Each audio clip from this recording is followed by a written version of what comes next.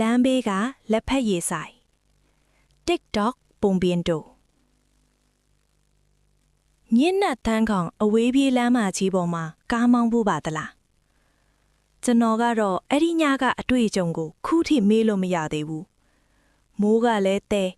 ကားကလည်းဆက်ချုံရင်းကျင်တယ်လို့ဖြစ်နေတော့လမ်းဘေးမှာဆိုင်းပုံမရှိတဲ့လက်ဖက်ရည်ဆိုင်အစုပ်လေးတစ်ခုကိုတွေ့လိုက်ရတယ်ဆိုင်ထဲမှာဝါကျင်ကျင့်မီးတီးကြလုံးအောင်မှာ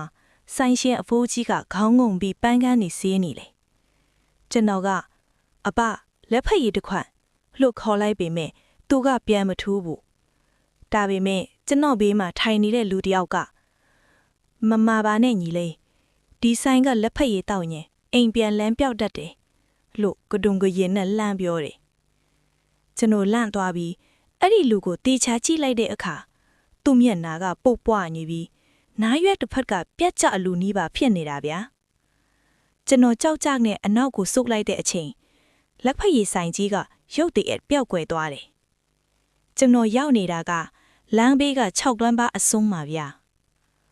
အဲ့ဒီနေရာဟာ